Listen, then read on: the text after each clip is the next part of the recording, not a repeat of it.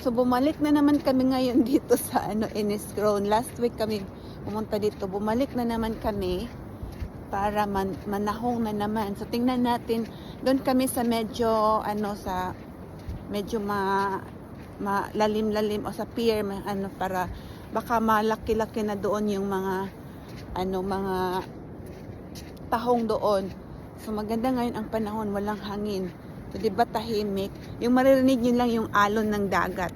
Medyo ngayon, ngayon 9:30 ang umpisa ng low tide hanggang 3 o'clock ng mamayang hapon pa yung mag-high tide na naman. So galing ng night duty si Dion. So sabi namin, punta naman kami dito para manahong na naman.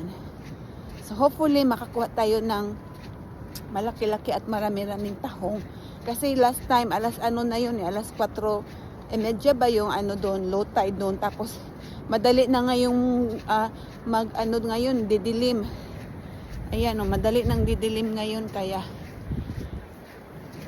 nung last week hindi kami masyadong nakapag kahit low tide pa pero madilim na siya, hindi naman makikita yung mga tahong doon kaya umuwi na lang kami. So ngayon mahaba ang panahon natin na magtahong. Ayan na yung mga tahong wala na kasing tubig so na talaga siya, nakikita na namin yung mga tahong. So mag-harvest na lang tayo. Baka doon yun. Ayan si Dio. Oo, itry natin doon. Sige. Kasi dito tayo noon wala na talagang tubig ngayon. So nakikita na natin mag-harvest na tayo. Ang dami kaya. Sana malalaki to. Ayan ito Mas malalaki sila. Ami lang isa kapuan be. Ayan, may bag kami. Ayan Ayan, kami lang dito. Ni Dion. Ito Ito So, ang dami nila talaga dito i-anuhan mo lang. Anuhin lang Marami natin. sila, pero Harvestin lang natin, di ba? Nagko pa na Lalaki pa to sila. Ito, Sunod buwan. So, next month siguro, balik na naman kami dito uli. November siguro sila. Yan umpugan. Nasa ubos. Nasa lang sila dyan. Nasa ubos dagko. Nasa ubos ang dagko.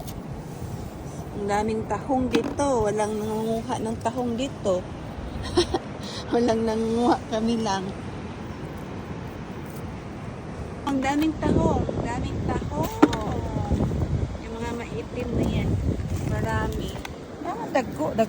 Ito malaki. Yan, malaki siya. Piliin lang natin yung malaki kasi mahirap na siyang linisin. Hindi yun ang maglilinis. Ano to? Tahong din to? Daming tahong Daghan kayo dito, dire. Wala, nagbasa-basa naman ka din uy.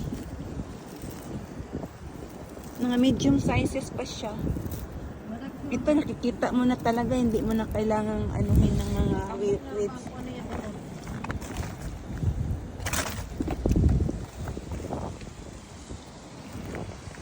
Kita ako, ang lalaki na di ba? Ganito kalaki ang gusto natin, ganito kalaki.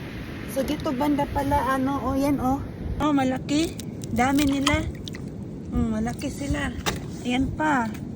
Dito lang pala to Sana hindi tayo maabutan dito ng ayan pa Dami dito dito pa nakaano lang sila, tago. Ayan. Lalaki nila dito sila banda kasi malapit na ako sa dagat. Papunta na dito yung yung tide. Dito sa pier malalim to dito. Ayan pier na yan diyan.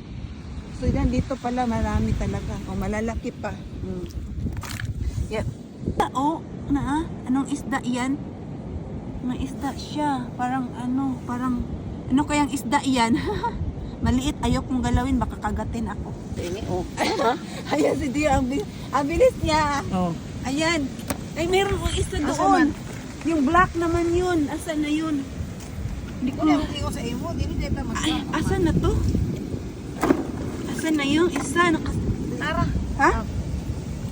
Isa